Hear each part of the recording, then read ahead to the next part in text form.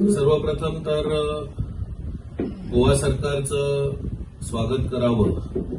आणि गोवा सरकारचं अभिनंदन केलं पाहिजे की त्यांनी जो गोव्याच्या इतिहासातला एक महत्वाचं ठिकाण छत्रपती संभाजी महाराजांनी बांधलेला मर्दनगड किल्ला आणि त्याच्याबरोबर हातकातरो खांब यांना संरक्षित स्मारक घोषित करण्याच्या दृष्टीने प्रयत्न केले। ही अधिसूचना जी सरकारने काढली तर त्याबद्दल सरकारचं खरोखर खूप धन्यवाद व्यक्त करायचे।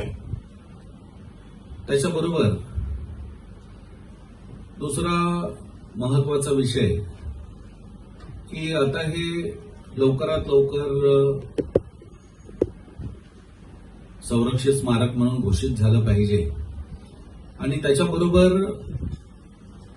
आणखीन एक महत्वाची गोष्ट म्हणजे की गोवा राज्यामध्ये हिंदूंचं जे संघटन आहे तर ते चांगल्या पद्धतीने निर्माण होतंय। विविध विषयांच्या संदर्भामध्ये गोव्यामध्ये हिंदुत्ववादी संघटित होत आहेत, तर हे एक मोठं संघटन या निमित्ताने निर्माण व्हावं असा आपला या दृष्टीने प्रयत्न चालू आहे। समिति का कई वर्षों से एक ही एक लक्ष्य है, एक ही एक उद्देश्य है कि गोवा की पवित्रता को बचाए रखना।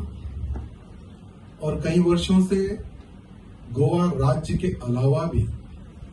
अनेकों राज्यों में धर्म को मजबूत करने के लिए नौजवानों में देश धर्म समाज के प्रति जागरूकता आने के लिए हिंदू जन जागृति समिति निरंतर कार्य कर रही है। हिंदू जन जागृति समिति का एक बहुत बड़ा लक्ष्य है कि भारत बने हिंदू राष्ट्र, और वही लक्ष्य को ले लेकर अनेकों राज्यों में अनेकों जिलों में बहुत बड़ी बड़ी सभाओं का आयोजन किया जा रहा है। और कल हमारे इस गोवा की पवित्र धरती पर भी आयोजन किया गया है। जिसे रमेश जी ने मुझे बताया कि गोवा सरकार ने एक बहुत बड़ा फैसला लिया है। मर्दनगढ़ किले को एक संरक्षित करके उसके विकास करने का एक लक्ष्य उठाया है, और हाथ कटरो खंबे को भी, और ऐसे अनेकों जो हमारे पुरातत्व चीज जो हमारे पुरानी चीजें हैं उन सबको संरक्षित रख करके उनके विकास के लिए एक कदम आगे बढ़ाने की सरकार ने योजना बनाई है। मैं हमारे गोवा के मुख्यमंत्री श्री प्रमोद सावंत जी को हृदय से बहुत बहुत धन्यवाद प्रकट करता हूं, जिन्होंने एकमात्र किला जो छत्रपति संभाजी महाराज जी खुद खड़े होकर एक किले का निर्माण किया गया था, उस किले को फिर से जनता के लिए बीच में लाने का और उसको अच्छे से विकास करने का एक बहुत अच्छा उन्होंने निर्णय लिया है। और उस किले की रक्षा के लिए बहुत सारे लोगों ने संघर्ष किया, बहुत सारे लोगों ने प्रयत्न किया, चाहे वो मीडिया के माध्यम से हो, चाहे वो धरना प्रोटेस्ट के माध्यम से हो, और समिति भी निरंतर सभी नौजवानों में एक जोश भर के उस किले की रक्षा के लिए, उस किले के विकास के लिए कार्य कर रही थी। और आज हमारे मुख्यमंत्री जी ने और विधानसभा में बहुत सारे मंत्रीगणों ने और हमारे विधायक जी ने भी कि हाँ ये किला बचना चाहिए, इसका विकास होना चाहिए, एक बहुत अच्छा निर्णय लिया है। इसके लिए मैं हमारे मुख्यमंत्री जी को हृदय से धन्यवाद प्रकट करता हूँ। साथ ही साथ गोवा को लोग अलग जरिए से देखते हैं, लेकिन अगर हम गोवा के इतिहास के बारे में अगर हम बात करें तो गोवा का इतिहास बहुत बड़ा है और बहुत प्राचीन है। तो हमारे मुख्यमंत्री जी से ये भी मैं निवेदन करना चाहूंगा कि बहुत बड़े बड़े अलग दूसरे कंट्रियों में दूसरे राज्यों में म्यूजियम बने हुए हैं, तो हमारे गोवा की जो अच्छाई है और गोवा का जो संघर्ष है कि किस प्रकार से हमारे मठ मंदिरों को पुर्तगालियों ने तोड़ा था, अत्याचार किया था, उसका भी एक म्यूजियम बने। कि गोवा में जब लोग आए तो सिर्फ खाने पीने के अलावा गोवा के इतिहास के बारे में भी वो लोग जाने, तो तभी जान सकेंगे जब टूरिस्ट जब आते हैं तो उनको यहां पता चले कि पंजिम जैसे क्षेत्र में कैसीनो के अलावा म्यूजियम भी है, और उस म्यूजियम में